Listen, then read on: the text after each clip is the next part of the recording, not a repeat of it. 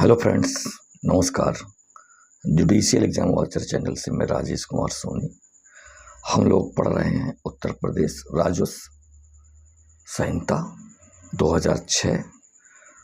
हम वीडियो के माध्यम से सिर्फ वही सेक्शंस और वही टॉपिक्स पर बात करते हैं जो महत्वपूर्ण हैं, परीक्षा की दृष्टि से इतने संभावित हैं कि वहाँ से पूछ लिया जाता है। तो मैं अपने वीडियो में कुछ ऐसी चीज़ें भी शामिल करता हूँ जो पहले पूछी जा चुकी हैं और बहुत बार पूछी जा चुकी हैं। तो आप ध्यान से केवल वीडियो सुनिए, आपको बहुत सारे एमसीक्यू बातों बातों में ही पता चल जाएंगे। आज हम बात करेंगे सेक्शन 58 की, जो ये कहता है कि अगर वृक्ष या फलदार वृक्ष के संबंध में हक का विवाद है तो इस हक के विवाद को विनिश्चय करने का अधिकार कलेक्टर साहब को है। सेक्शन 58 ये बात कहता है। आपसे सेक्शंस राजस्व संहिता के अंतर्गत कम से कम पूछे जाते हैं। चीजें मटेरियल ज्यादा पूछी जाती हैं, तो मटेरियल पर ध्यान दीजिए। किसी वृक्ष या फलदार वृक्ष के हक की कोई लड़ाई है, कोई विवाद है, तो इस विवाद का विनिश्चय का अधिकार कलेक्टर साहब को है। और अगर कलेक्टर साहब के आदेश से व्यक्ति व्यथित होता है तो उस व्यक्ति को अधिकार है कि वो आयुक्त के पास जाए और उनके सामने अपील प्रस्तुत करे। अपील प्रस्तुत करने की सीमा 30 दिन की है आदेश के दिनांक से। तो 58 इतनी बात करता है। इसके बाद जो विशेष चीज है वो है 61 में। उसमें ये बताया गया है कि ग्राम के तालाबों का प्रबंधन तथा विनियमन ग्राम पंचायत द्वारा किया जाएगा। ऐसा मैं क्यों कह रहा हूं? क्योंकि सेक्शन 60 ये कहता है कि ग्राम पंचायत में निहित जितनी भी चीजें हैं या उनको सौंपी गई भूमि है, कोई अन्य चीज है, उनका अधीक्षण, संरक्षण, प्रबंधन और नियंत्रण भूमि प्रबंधक समिति द्वारा किया जाएगा। मतलब जो ग्राम पंचायत को सौंपी गई है भूमि है या कुछ चीजें हैं, उनका अधीक्षण, प्रबंधन, संरक्षण और नियंत्रण वो भूमि प्रबंधक समिति करेगी। लेकिन गांव के अंदर जो तालाब हैं तो ग्राम के तालाबों का जो प्रबंधन है वो ग्राम पंचायत करेगी। तो इसमें कंफ्यूज होने की आवश्यकता नहीं है और ऐसा कंफ्यूजन क्रिएट किया जा सकता है परीक्षा में। यहाँ से ऐसे सवाल बनाए जा सकते हैं।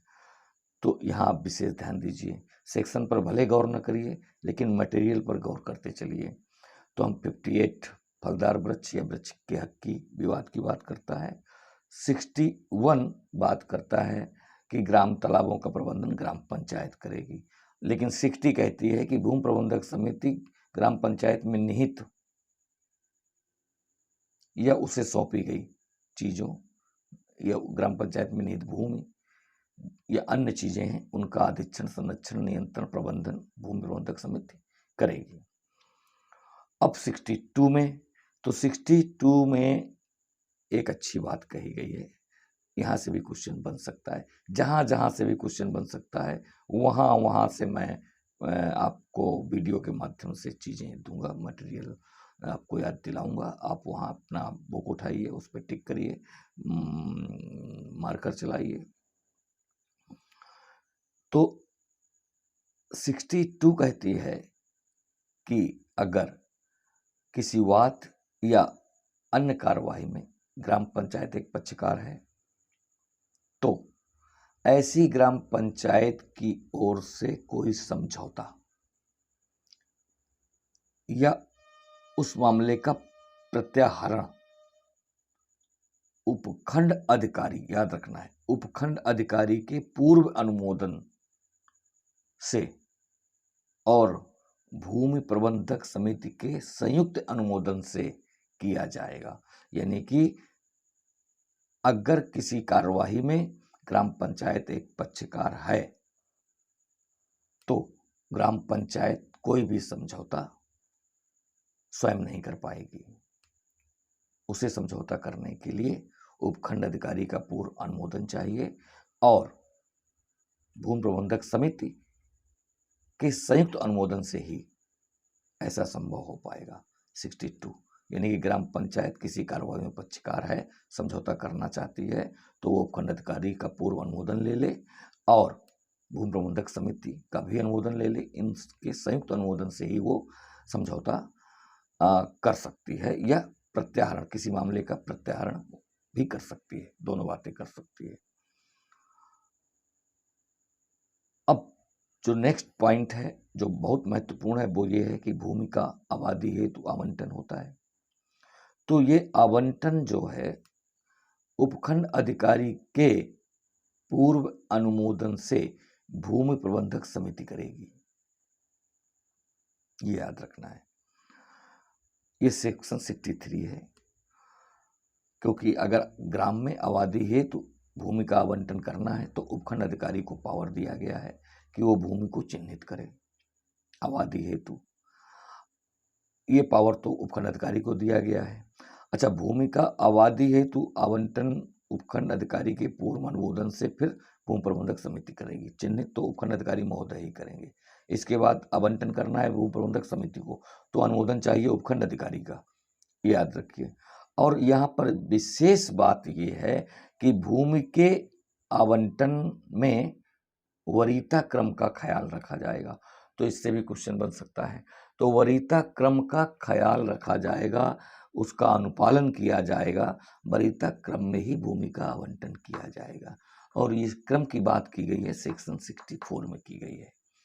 तो धारा 64 हमें आवंटन में वरीयता क्रम के अनुपालन की व्यवस्था देती है। चलिए, अब अगर ये है कि अगर भूमि प्रबंधक समिति द्वारा किसी व्यक्ति को भूमि आवंटन कर दी गई है और वो ऐसी भूमि है जो किसी व्यक्ति को बेदखल करके एक्वायर की गई है उपखंड अधिकारी द्वारा या भूमि प्रबंधक समिति द्वारा, तो जिस व्यक्ति को बेदखल करके वह भूमि किसी अन्य को आवंटित की गई है, अगर बाद में वह व्यक्ति दोबारा से अपनी भूमि में काबिज हो जाता है, कब्जा ले लेता है, जबकि उसे ऐसा नहीं करना चाहिए क्योंकि उसे बेदखल करके भूमि को लिया गया है और उसके बाद कानूनी रूप से उसका आवंटन किया गया है, तो उसे ऐसा नहीं करना चाहिए। लेकिन यदि वो व्यक्ति ऐसा करता है तो उसे न्यूनतम 3 माह का कारावास और अधिकतम 2 वर्ष का कारावास, साथ ही साथ जुर्माना जो 3000 रुपए तक का हो सकता है, इससे दंडित किया जाएगा। विशेष बात यह है, ऐसे अपराध का संक्षिप्त विचारण किया जाएगा, यानी कि संक्षिप्त विचारण से इस मामले को निपटा दिया जाएगा। पेनाल्टी याद रखिए, न्यूनतम 3 माह का कारावास, अधिकतम 2 वर्ष का कारावास, जुर्माना 3000 रुपए तक का हो सकता है। तो 58 देखा, 61 देखा, 60 भी देखा और इसके बाद 62 समझौते के संबंध में ग्राम पंचायत द्वारा अगर कार्रवाई में पक्षकार है, 64 आवंटन, और आवंटन के संबंध में ये कहा गया कि अगर वो व्यक्ति जिसको बेदखल करके वो भूमि प्राप्त की गई उसके बाद उसका आवंटन हुआ और वो व्यक्ति अपनी भूमि पे फिर से काबिज होता है तो ये अपराध है, सजा का प्रावधान है, विचारण संक्षिप्त होगा। इसके बाद चलते हैं और अगले पॉइंट पर जो